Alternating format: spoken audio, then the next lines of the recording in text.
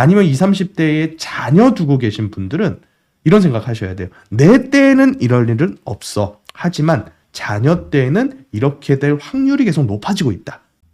자녀 세대분들 아무 준비도 없이 그냥 성인으로서 나이만 먹게 만드실 거냐. 제가 봤을 때는 빠르게 증여 생각하시는 게 좋은 전략이지 않을까.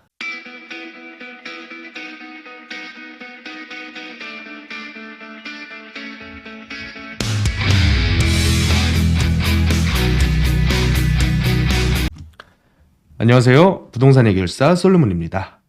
자, 오늘은 모아타운 얘기와 더불어서 모든 정비사업장들에 대해서 종합적으로 그 미래를 한번 그려볼까 합니다.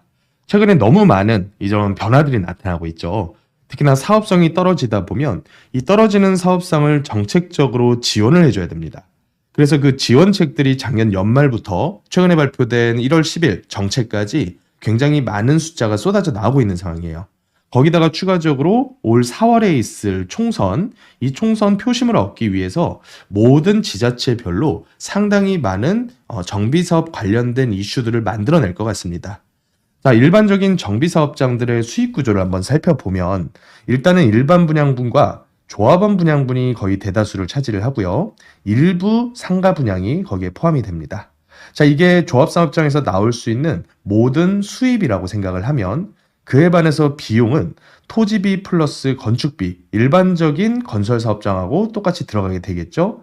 물론 이제 조합사업장들은 토지가 확보된 상태에서 움직이기 때문에 시공사에서 참여해서 이 토지 부분에 대한 이주비 대출을 통해서 조합원들이 일부 이자를 납부를 하면서 조금은 더 일반적인 건축사업장보다는 적은 리스크로 갈 수 있다는 장점이 있는 사업이었어요. 자, 그런데 모아타운이라고 하는 개념에서는 일반 분양분이 절대로 많이 나올 수는 없는 구조입니다. 왜냐하면 다세대 밀집 지역에서 보통은 사업장들이 진행이 되기 때문에 상당히 많은 조합원들이 절대 대다수를 차지를 하고 있고요. 당연히 일반 분양분은 조합원 수에 비해서는 굉장히 적을 수밖에 없겠죠. 자, 그런데 이게 전반적으로 분양성이 악화되는 모습으로 가다 보니까 이 분양성을 높여주려면 지금 상태에서 가격을 건드릴 수는 없습니다. 가격을 일괄 더 높게 분양하게끔 이렇게 수정을 할 수는 없어서 절차를 간소화시키고 있어요. 그래서 속도전 형태로 해서 빠르게 완료하면 당연히 금융비용이라던가 건축비 같은 오를 수밖에 없는 이 사업비 부분을 큰 폭으로 줄여줄 수가 있단 말이에요. 그래서 오늘 주로 다뤄볼 얘기는 뭐냐면 어떤 식으로 절차 간소화를 꾀하고 있는지 이 부분을 살펴볼 거고, 또 이제 노후계획도시 특별법에 근거해서 분당 같은 1기 신도시들이 500%까지 현재 용적률을 받을 수 있게끔 이제 규제 완화책이 나오고 있단 말이에요. 그렇게 됐을 때 과연 서울은 어떻게 될 거냐, 서울. 분당만 정비가 시급한 동네가 아니란 말이에요. 서울에서도 한 번 재개발 재건축이 완료됐는데 벌써 이제 30년에 다가와지는 지역들이 있어요. 그래서 이런 지역들의 미래를 한번 같이 생각을 해보려고 합니다. 자, 주 내용을 한번 살펴보면 일단 모아타운부터 출발을 할게요. 모아타운을 처음에 시작할 때는 자치구에서 공모를 통해서 시작하는 방법과 주민이 선 제안을 해서 관리계획을 직접 수립하는 방식으로 나뉩니다. 근데 여태까지는 대다수가 이 자치구 공모 방식을 통해서 후보지라는 단계로 넘어갔었죠. 그리고 나서 이제 본 관리계획을 수립하는 단계까지 가려면 상당히 넘어야 될 산이 많아요. 그러니까 조합원들끼리의 갈등도 물론이고요. 또 관리계획을 수립하게 되면 대략적인 추정 분담금이 계산이 된단 말이에요. 그럼 이 추정 분담금을 딱 받아들었을 때 상당히 부담감을 느끼시는 조합원이 또 많이 늘어나기도 해요. 그래서 자치구 공모로 신청한 대부분의 후보지들이 사실은 관리계획까지 넘어간 후보지가 굉장히 적습니다. 일부 이제 구에서 직접적으로 먼저 관리계획 수립하고 관리지역을 선지정해버린 금천구 같은 그런 사례들 아니고서는 조합원들끼리도 상당히 이견이 많은 게 현재 후보지 상황이라고 보시면 될 것 같아요. 자, 그런데 이제 보통은 투트랙 방식을 쓴단 말이에요. 투트랙으로. 무슨 투트랙이냐면 처음에 시도를 할 때 우리가 후보지로 그 구에서 입안이 될지 안 될지를 모르는 상태에서 출발을 하다 보니까 일부 정비업 전문업체라던가 신탁사를 껴서 주민 제안에서 직접 관리계획을 수립하는 형태, 그리고 자치구 공모가 뜰 때마다 넣는 형태, 이 두 가지의 투트랙을 같이 쓰곤 합니다. 자, 그런데 지난 12월 29일 얼마 안 됐어요. 연말인데 이때 법 개정안이 나왔습니다. 조례 개정안인데 서울시장 오세훈 시장께서 모아타운 후보지를 지정할 때 이제 그 중에서 주민 제한 방식을 건드렸어요. 어떤 식으로 건드렸냐면 원래 자치구 공모 방식을 통해서 후보지 신청을 하려면 토지 등 소유자의 30%의 동의를 받아서 구청에 현재 수시 공모를 넣을 수가 있는데 주민 제한 방식 같은 경우에는 그 기존에 토지 면적의 67%라고 하는 보다 더 강한 동의율 요건이 있었단 말이에요. 제가 여러 영상에서 설명드렸다시피 현재 조합 설립을 위한 동의율 요건을 보면 토지 등 소유자의 80%, 거기다가 토지 면적의 67%, 그리고 나서 다세대 제외한 나머지 단독 다가구 상가 건물 토지 면적의 50%, 이것도 이제 22년 말에 추가된 항목이거든요. 그래서 이 세 가지 요건들을 전부 다 엔드 조건으로 충족해야지만 받을 수 있는 게 조합 설립 인가였는데 사실은 이 중에서 가장 어려운 게 토지 면적 대비한 동의율이란 말이에요. 근데 주민 제한 방식에다가 요걸 그대로 갖다 넣어버리니까 어떻게 되겠어요? 주민 제한 방식이 유명무실해져 버렸단 말이에요. 이 동의율을 받기가 너무 어려워서. 그래서 이것을 변경한 게 뭐냐면 토지 등 소유자의 60%, 그리고 토지 면적 기준은 50%만 일단은 충족을 해서 오면 된다. 그렇게 됐을 때는 어떤 현상이 기대가 되냐면 단독 다가구에 반대가 좀 있더라도 다세대 소유자들이 똘똘 뭉쳐가지고 이 주민 제한 방식으로 관리계획 수립을 하게 되면 일단은 관리 계획이 지정되는, 관리구역이 지정되는 단계까지는 갈 수 있다는 얘기예요. 그래서 이제 출발 시작시켜주는, 스타트 끊어주는 그 허들을 상당히 낮춰버렸다는 얘기거든요. 그래서 이 비율이 5%, 6%, 7% 정말 적어 보이는데 사실은 67%에서 50%까지 낮춰줬다는 얘기는 이 허들을 정말 많이 낮춰줬다고 생각을 하시면 돼요. 그래서 앞으로 기대컨대 현재 주민제한 방식 투트릭을 쓰고 있는 뭐 삼전동이라던가 아니면 조금 조건부 보류 결정이 났었던 양재동이라던가 이런 지역들의 특징이 뭐냐면 노후도가 다른 사업으로는 진행을 못해요. 왜냐하면 30년 기준에서의 노후도를 충족해봤자 20% 미만에서 충족하고 있는 게 이런 지역들이거든요. 그런데 이런 지역들이 만약에 주민 제한 방식으로 다세대 소유주들끼리만 똘똘 뭉친다면 사실은 관리구역 지정 단계까지는 훨씬 더 수월하게 갈 수 있는 그런 법 개정, 조례 개정이 있었다. 근데 이거 잘 모르시더라고요. 얼마 안 돼가지고. 그래서 이 부분 파악해보시면 좋을 것 같고 1월 10일에 나온 대책들도 정비사업 관련된 내용만 다시 한번 쳐다보면 계속해서 이 사업 속도전을 유도를 하고 있어요. 재건축 같은 경우도 안전진단을 거의 모든 추진 단계에다 녹여버려가지고요. 안전진단이라는 허들을 넘기까지 걸리는 기간을 아예 없애버렸고요. 그리고 나서도 또 신통기획 같은 이 사업 인가를 위한 절차도 상당히 간소화시켜버렸죠. 건축심이라던가 뭐 환경영향평가, 뭐 교통평가 이런 것들을 한 가지로 다 몰아버렸어요.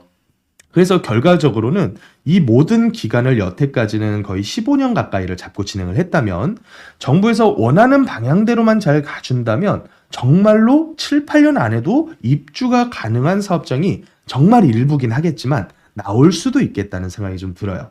그런데 이런 규제의 완화책들이 만약에 활활 불타오르는 불장에서 나왔다면 어땠을까?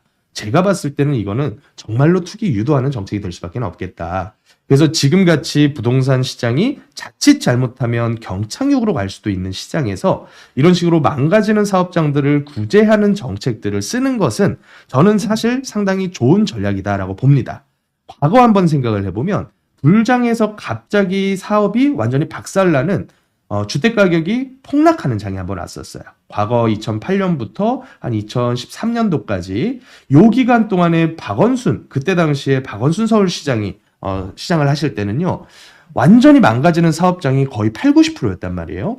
그래서 주민들끼리 싸우고 나는 아파트 안 받겠다. 차라리 현금 청산해달라. 이런 얘기까지도 나왔었어요. 자, 그래서 그분은 어떻게 했냐면 전부 다 직권 말소, 직권 해제를 시켜버렸습니다. 일몰제 기간을 넘겨가지고 사업인가나 조합 설립 단계까지 못 가는 사업장들 전부 다 해제하는 형태로 그 전략을 펼쳤었단 말이에요. 그런데 오세훈 시장은 좀 다르다, 움직임이. 해제가 아니라 안 되는 사업장들에다가 계속 지원책을 내고 있다. 이거는 우리 같은 투자자 그리고 물건 가지고 계신 분 입장에서는 상당히 좋은 전략이라고 저는 보고 있고요. 또 한편으로 주택이 없으신 무주택자분들도 좋은 입지에다 분양받고 싶을 거 아니에요. 그러려면 당연히 정비사업이 원래 계획대로 차근차근 잘 진행되어 줘야 그래야지 분양을 받을 수가 있단 말이에요. 그래서 공급 대책의 일환으로 이런 전략을 펼치면서 또 한편으로 만약에 시스템 리스크까지 번지면 건설업뿐만 아니라 금융업도 타격을 크게 입어요. 그래서 이 시스템 리스크를 미리부터 좀 완화시키는 그런 전략을 현재 펼치고 있는 것 같다 보시면 되겠는데, 노후도 요건도 완화를 시켰어요. 제가 아까 허들 완화시킨 거 얘기를 했을 때, 그때의 허들은 모아타운의 주민 제한 방식 허들을 완화를 시켰다면 이제 요건을 완화를 시켜줍니다. 그래서 이 요건 완화가 어떤 측면으로 작용할 것 같냐면, 모아타운이 일부 후보지들은 해제하고 차라리 재개발하자, 해제 후 더 사업성이 좋은 광역적인 개발로 가보자, 이런 움직임을 펼치는 구역들이 꽤 있을 거고요. 또 한편으로는 모아타운 구역들로 어차피 지금 후보지까지 간 거 다시 받고해서 동의서 받고 다시 구역 지정 받는 것보다 그냥 사업성 완화 부분, 사업성을 높여주는 개선 부분을 기대하면서 쭉 진행을 하자, 이 두 가지로 나뉠 것 같아요. 그런데 이 재개발 노후도 요건이 절대로 노후 기준을 30년에서 20년으로 낮춰주지는 않았다. 도정법상의 재개발로 가려면 퍼센테이지는 67에서 60%로 낮춰줬지만 노후 기준 연식은 30년을 기준으로 한다. 그래서 이 조건에 안 맞는 강남권, 이 강남권하고 자연 발생적으로 탄생한 강북 혹은 동작 정도까지 요 정도와의 차이점이 뭐냐면, 강북 지역들의 특징은 보통은 택지 개발을 통해서 나온 동네가 아니에요.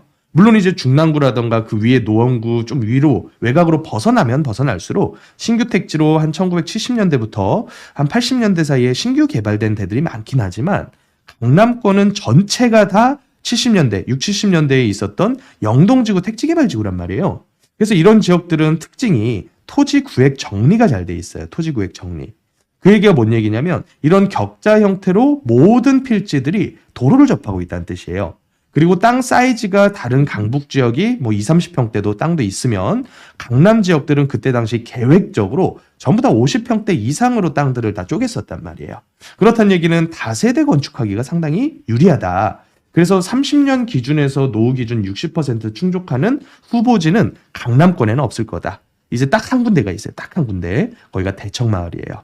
그래서 대청마을 같은 지역들이 지금 후보지로 그 상단부만 현재 후보지 선정이 되어 있는 상황인데, 이거 제가 봤을 때는 모아타운 안 갈 것 같아요. 아마도 재개발로 턴을 하지 않을까. 그게 본인들께 훨씬 더 유리하니까. 그래서 그런 점을 기대를 해보면 좋을 것 같고요. 또 한편으로 모아타운에 대한 정책도 같이 나왔었어요. 이런 사업자금 지원 같은 경우에도 일반적으로 재개발 사업 전체에다 사업자금 지원하지는 않아요. 민간 사업이기 때문에. 모아타운 같은 정책 사업에다가만 진행을 했었던 것을 재개발에도 이제 사업의 진행을 위해서 지원을 해준다고 보시면 되겠고, 자, 1기 신도시 이 부분은 제가 좀 이따 설명을 드릴게요. 소규모 정비, 이게 이제 모아타운 얘기를 하는 거거든요. 모아타운 모아주택은 서울시의 브랜드 네이밍이고, 원래는 소규모 정비 관리지역 이런 식으로 법정 네이밍이 들어가 있죠. 그래서 사업 요건 개선을, 이것도 상당히 중요한데, 도로, 이런 식의 한 6m 폭 이상의 도로가 그 모아타운 구역계 내에 있으면 이 도로를 뭉쳐가지고 패도하면서 같은 구역계를 이렇게 묶을 수는 없었어요. 근데 이거를 도로 건너편까지 함께 구역 지정을 해서, 저쪽에 이제 청파 1구역이 이런 식의 설계안을 짰는데, 청파 1구역이 도로를 살리고 나서 그 밑으로 지하주차장을 넣는 거예요. 통합 지하주차장.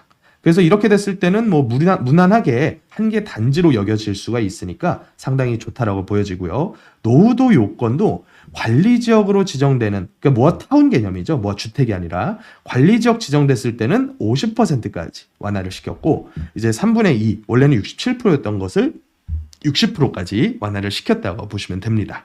자, 그리고 절차 간소화 부분이 상당히 중요해요. 주민 동의율을 완화를 시켜줬습니다. 주민 동의율. 가로주택 정비사업 얘기를 하는 거거든요. 가로주택 정비사업 진행할 때 제가 아까 설명드렸다시피 소유주 수 대비해서 80%라는 동의율을 받아야 돼요. 근데 이거 75%까지만 낮춰줘도요, 상당히 많은 후보지들이 이제 조합 설립 단계로 넘어갈 수도 있겠다. 이 5% 차이가 굉장히 크다라는 거 제가 저번에 한번 설명드렸습니다. 그리고 통합심의 대상을 확대를 해서 이제부터는 절차를 예전처럼 까다롭게 하지 않겠다. 예전처럼 까다롭게 할 때는 규제책을 써야만 하는 시장 분위기였다면, 이제부터는 규제책이 아니라 지원책, 그리고 부양책을 써야 되는 시장 분위기로 지금 정부가, 그리고 서울시가 이 시장을 보고 있다는 뜻이에요. 그래서 이렇게 됐을 때는 뭐 과거에 이런 정책이 나왔다면 엄청난 사업성 개선 효과가 있었겠지만, 지금의 문제점은 분양성이 떨어지는 문제가 있다. 고분양가면요, 서울 핵심 지역에서도 분양 잘 안 됩니다. 그래서 이 분양성 확보 부분을 어느 정도는 지원책을 통해서 떨어지는 분양성을 좀 잡아주겠다라는 얘기, 요 정도로만 받아들이는 게 좋을 것 같아요. 자, 그렇다고 하더라도 이거 머릿속에 잘 넣고 계시면 앞으로 후보지가 훨씬 더 좋은 방향으로, 예를 들어서 모아타운 할 게 아니라 재개발이나 아니면 도심복합이나 역세권 같이 더 넓은 범위에 더 높은 용적률 적용받는 사업으로 갈 만한 예정지 찾는 데 상당히 큰 도움이 되는 그런 정책들이다. 그래서 기반시설 부분도 기금융자라던가 용적률 인센티브 제공해 주겠다고 이제 지원책을 얘기를 하고 있고요. 또 미니뉴타운이죠. 이거 예전에는 재정비 촉진지구라는 개념으로 이런 식의 재개발을 묶어가지고 신도시 개념의 사업을 진행을 했었는데, 여기에서도 노후도가 원래는 67%였어요. 근데 이렇게 묶게 됐을 때는 존치지구도 있고, 또 일부 조합구역 중에서는 재개발이 아니라 다세대로 쪼개기가 너무 많이 된 구역도 있단 말이에요. 그래서 크게 묶을 때는 요건을 완화를 시켜주겠다, 이런 정책이 나왔어요. 자, 그래서 이런 식으로 정책 개선이 됐을 때 어떤 효과를 우리가 기대를 해볼 수 있느냐. 당연하겠죠. 예정지들이 앞으로 후보지나 구역 지정 단계로 가는 비중이 상당히 높아질 거다. 그래서 그게 끝을 내려면 사실은 분양이 잘 돼야 돼요. 지금 같은 장에서는 끝까지 가는 걸 기대할 게 아니라 아주 저렴하게 들어갈 수 있는 상급지 재개발 예정지들 잘 쫓아다니면 앞으로 그런 지역 동의서 거둘 확률이 예전보다 훨씬 더 늘어나고 있다. 이제 두 가지 정책을 통해서 우리가 파악을 해봤고요. 자, 다음으로는 제가 이 자료를 한번 보여드릴게요. 올해 아주 상급지에서 재건축 진행해서 분양 예정인 단지들이 많습니다. 예를 들어 신반포 4지구, 신반포 15차, 대치동, 방배동, 도곡동, 방배, 이 지역들이 누구나 다 선호하는 최상급 지역들이죠. 그런데 그 단지들의 일반 분양분과 조합원 그리고 임대에 대한 비중을 제가 한번 구해봤어요. 요거 이제 전체 세대 규모고, 이게 이제 비중이에요. 신반포 4지구 같은 경우는 조합원 수가 무지하게 많죠. 이 조합원 수가 많은 게 아니라 이런 지역들은 사실은 의도적으로 일반 분양분을 많이 넣지를 않아요. 왜냐하면 최상급지가 아파트로서 바뀌게 됐을 때, 신축 아파트로 바뀌게 됐을 때 작은 평수의 일반 분양분이라던가 임대주택을 많이 넣게 되면 지어진 이후의 상승률에서 나머지 초고급화 전략을 펼치는 단지들이랑 차이가 발생할 수밖에 없거든요. 그래서 강남권 단지들은 무리해서 일반 분양분을 많이 뽑지는 않는다. 그리고 인센티브를 많이 받기 위해서 임대를 많이 넣는 거 극도로 싫어한다. 그럼에도 불구하고 사업성 확보가 어느 정도 되어줘야 되니까 평균적으로는 10% 정도, 전체 세대수 대비해서 10%예요. 연면적이 아니라 한 50제곱미터 미만 정도의 임대주택을 대략적으로 세대수의 한 10% 정도를 넣고, 이것도 이제 넣을 때 별동으로 짓죠. 별동. 동을 구분해서 저층의 별동을 짓습니다. 그래서 단지에 섞이지 않게끔 이런 식으로 전략을 많이 펼치고 있고, 자, 그런 거 감안했을 때 조합원 수에 대한 비중을 한번 보면 여기가 이제 중밀도 한 150에서 200% 사이 용적률을 지닌 중밀도 중층 아파트 재건축 시장에서의 비중이에요. 자, 보시면 일반 분양분이 대략적으로 한 20% 중반대, 요 정도 돼 보이죠? 20% 중반대에서 한 30%대. 그리고 나머지 중에서 거의 한 60%가량이 조합원 물량. 그리고 일부 10에서 15%, 요 정도가 이제 임대. 이런 식으로 현재 구성이 되어 있어요. 자, 그런데 앞으로는 어떻게 될 거냐? 지금 모아타운 재개발 예정지, 또 뭐 도심복합 사업, 이런 사업장들이 조합원 수와 일반 분양분의 비중을 내보면 대부분의 사업장들, 특히나 강남권 모아타운 예정지들은 조합원 물량이 이만큼을 차지를 합니다. 거의 80-90% 차지를 해요. 자, 그러면 이런 정도의 조합원 수 비중을 가지고 있으면 당연히 종상향을 노리면서 임대를 또 많이 늘려야 되거든요. 그래서 임대가 대략적으로 15에서 20% 정도가 끼게 됩니다. 자, 그러면 나머지 일반 분양분이 얼마나 되나? 일반 분양분이 10에서 많이 나와봤자 20% 정도. 요 정도 비중으로 서로 왔다 갔다 한단 말이에요. 그러면 조합원들이 분담해야 되는 공사비 분담이 억 단위로 커질 수밖에 없어요. 대략적으로 요새 연면적 평당 한 1000에서 1100만 원 정도까지 높아졌단 말이에요, 공사비가. 그런데 이거 가지고 내가 5구 사이즈라도 받고 싶어. 24평짜리. 그러면 공사비 내야 되는 게 2억대가 넘어가요. 또 이 안에다가 용적률 한 250% 적용받았으면 대지 지분 깔고 앉아있는 게 한 10평 된단 말이에요. 그러면 내가 가지고 있었던 다세대가 대지가 한 6평밖에 안 돼. 그럼 나는 대지값도 더 추가로 분담금으로 내야 된다는 얘기예요. 그래서 분담금 액수가 3억대, 4억대 이런 식으로 커질 수밖에 없는 게 현재 모아타운 사업장들이기 때문에 후보지 단계까지는 80군데가 넘게 지금 흘러갔어도 지금 끝까지 결과를 볼 수 있는 사업장이 그렇게 많지는 않아요. 그래서 이런 부분들을 정부에서도 알고 있을 거란 말이에요. 그래서 나오는 게 저는 노후계획도시특별법이라고 보는 거예요. 노후계획도시특별법이 단순히 1기 신도시만 갈아엎으려고 자꾸 특혜를 준다? 아니라고 봐요, 저는. 요 노후계획도시특별법의 목적은 뭐냐면 앞으로 타 지역들, 이거 분당만 특혜 주고서 서울 안 주면 어떻게 되겠어요, 나중에. 분명히 특혜 논란, 형평성 논란 생긴단 말이에요. 그래서 타 지역들에다가도 상당히 높은 인센티브를 부여할 수 있는 법적인 근거가 아닐까라는 생각이 좀 드는 거예요. 그래서 예를 들어서 제가 아까 초기에 말했었던 과거에 한 90년대에 재개발이 완료된 지역들 서울에 많아요. 원래 재개발 사업은 도심 재개발법이라는 아주 과거에 있었던 철거촌, 난민촌을 갈아엎는 사업으로 탄생을 한 공공사업이기 때문에 그때 당시에 산동네를 갈아엎었었던 지역들, 아주 대표적인 동네가 어디 있어요? 신당동이라던가 뭐 옥수 금호동이라던가 아니면 관악구 일대 봉천동 일대라던가 이런 지역들은요. 그때 갈아엎어져서 아파트가 된 시기가 한 90년대, 좀 빠르면 80년대도 있고요. 90년대 초까지예요. 그래서 용적률을 대략적으로 한 220에서 한 250%까지 적용을 받았어요. 자, 지금 벌써 2024년도입니다. 세월이 얼마나 흘러갔냐면 30년 차가 다 가지고 있어요. 자, 그러면 앞으로 이런 지역들 계속 슬럼화 되고 노후만 되게 냅둘 거냐? 이거 공사비 분담해서 니들이 알아서 재건축해라. 이렇게 얘기하면요. 절대 재건축 못 합니다. 못 해요. 왜냐하면 그거 돈 3, 4억 내고 재건축할 바에는 매도해서 3, 4억 보태서 더 좋은 동네 이사 가는 게 훨씬 더 낫거든요. 그래서 요 분담을 낮춰주지 않고서는 사실은 답이 없어진다. 좋은 입지인데도 불구하고. 그래서 이런 법을 제정을 해서 가장 상위 법이죠. 도시의 국토의 계획 및 이용에 관한 법률. 이 법상에 주거 지역이 받을 수 있는 가장 높은 용적률이 500%예요. 준주거일 경우에. 자, 그러면 이 500%까지 노후계획도시특별법에 언급을 했다는 얘기는 앞으로 재개발이 될 수도 있다. 재건축, 재개발. 이거에 대한 가능성을 열어줬다고 저는 보는 거예요. 그래서 이런 재건축이 될 만한 지역들도 상당히 많아요. 이게 이제 과거에 한 90년대식으로 재개발이 완료된 지역들 아파트들이고요. 또 중구 신당, 충청, 황학 같은 동네들. 92년도에 이미 재개발이 완료되는 사업장들이에요. 재건축은 어떨까요? 5개점 밀도지구라고 있었죠. 화곡지구라던가 아니면 청담 도곡지구라던가 또 잠실지구, 또 반포 잠원지구, 또 암사 명일지구 이런 식의 총 5군데의 5층짜리 시민 아파트들 있었던 지역들이 2002년부터 2008년 사이에 재건축이 완료돼서 전부 다 입주가 들어갔어요. 자, 그러면 2024년이죠. 얘네들이 그때 당시에 적용받았던 용적률이 285% 수준이었어요. 자, 그러면 500%까지 올려주게 되면요. 이거를 또 다시 한번 재재건축을 할 수 있어진다는 얘기예요. 그래서 저는 이게 사전 포석이 아닌가라는 생각이 좀 들어요. 노후계획도시특별법이.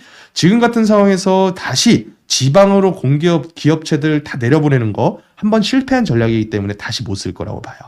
자연스럽게 우리나라가 인구 부족 국가가 되고 인구가 태어나지 않으면서 쪼그라들면서 도시국가로 발전하는 그 기로에 서 있다고 보고 있는데 서울로서의 경쟁력을 확보를 하려면 어쩔 수가 없습니다. 이거는 생존의 문제이기 때문에 이 도시국가가 되기 위해서는 보다 더 고밀 개발을 통해서 훨씬 더 깔끔하게 그리고 훨씬 더 높은 경쟁력 이런 부분을 만들어줘야 된단 말이에요. 그래서 옳다 그르다의 얘기보다는 이런 식의 전략을 현재 정부가 꾀하는 것 같다. 그래서 그거를 위해서 우리가 뭘 해야 되냐. 서울 상급지 땅 사놔야 된다는 얘기 제가 드리는 거예요. 토지를 가지고 비어있는 나대지를 사란 얘기가 아니라 앞으로 이런 지역들이 안 됐던 데들도 되게 하고요. 과거에 그렇지 않았습니까? 과거에 고층 아파트 재건축될 줄 알았던 사람이 누가 있었겠어요. 전부 다 5층짜리만 재건축되는 줄 알았지. 그래서 그때 당시에 리모델링 추진했었던 올림픽 회밀 같은 데들 지금은 다 재건축 사업성 나와서 재건축한단 말이에요. 그러면 세월이 흐르면 흐를수록 상급지 서울 위주로 해가지고 좋은 지역에다가 지분을 사놔야 된다는 얘기예요. 지분. 다세대건 아니면 뭐 상가건 아파트건 뭐가 됐든지 간에 작은 비용으로 계속 뿌려놔야 된다. 작은 갭 투자를 통해서. 이게 지금 나오고 있는 이런 정책들의 끝이라고 저는 봅니다. 그래서 결론적으로는 지금 상급지들 앞으로 여태까지 못하는 절대로 사업성 안 나오는 지역들 그리고 절대로 노후 요건도 충족하지 못하는 지역들 무조건 되게끔 계속 지원책을 쓰고 있다. 거기다가 이제 추가적으로 분위기, 전반적인 시장 분위기가 과거처럼 바닥으로 갔다가 다시 폭등하는 식으로 맞아 떨어져 준다면 그때는 이런 데들이 이제 빛을 엄청나게 발할 거다. 그래서 지금처럼 다세대가 바닥을 기는 기간, 제가 타 영상에서 분석해 드렸을 때 재개발 구역들이 바닥 지점에서 형성되는 기간이 꼴랑 1년 반이에요. 1년 반.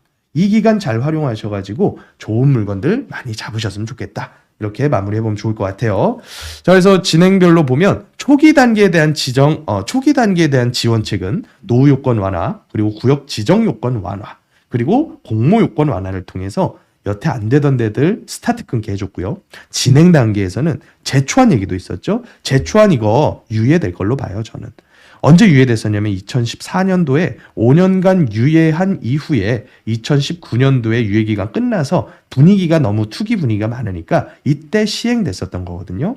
근데 예를 들어서 지금같이 분양성 너무나 많이 떨어질 때는 2024년에서 2025년 정도에 유예책 또 발표할 만하다라고 저는 봅니다. 그래서 10년 기준으로 또 유예가 또 되는 거죠. 자, 그리고 기부 체납 비율을 줄입니다. 제가 봤을 때는 이거 앞으로 더 줄어들 것 같아요. 인센티브는 늘려주고요. 이게 뭐냐면 망가지는 사업장들, 분양성 떨어지는 사업장들을 지원해주겠다는 얘기예요. 어찌됐건 공급 대책이니까요. 그리고 1기 신도시 500% 이게 제가 봤을 땐 굉장한 핵심 내용이라고 보여지는데 서울 중에서도 핵심 지역은 재재건축까지도 가능하게끔 규제 완화를 해줄 수도 있겠다. 이런 생각이 문득 들었어요. 그래서 이런 부분들 잘 고려하셨을 때의 결론은 앞서 말한 것처럼 상급지 열심히 쌀 때 잘 주워 모아 놓으셔라. 그게 나중에 엄청나게 큰 빛을 발할 거다. 특히 어린 20대 이상, 20대에서 30대이시거나 본인께서 아니면 20, 30대에 자녀 두고 계신 분들은 이런 생각하셔야 돼요. 내 때에는 이럴 일은 없어. 하지만 자녀 때에는 이렇게 될 확률이 계속 높아지고 있다. 자녀 세대분들 아무 준비도 없이 그냥 성인으로서 나이만 먹게 만드실 거냐. 제가 봤을 때는 빠르게 증여 생각하시는 게 좋은 전략이지 않을까 생각이 듭니다. 자, 보다 더 자세하게 이런 지역들에 대한 투자 그리고 또 본인 가지고 계신 물건에 대한 거라던가 여러 가지 내용들 제가 강의 시간에 도와드리고 있습니다. 그래서 토요일에 있는 강의 미리 예약해 주시고 참석하시면 저랑 보다 더 자세하게 물건과 지역까지 함께 얘기할 수 있으니까 신청을 미리 해주시면 되겠습니다. 자, 지금까지 부동산 해결사 솔로몬이었습니다.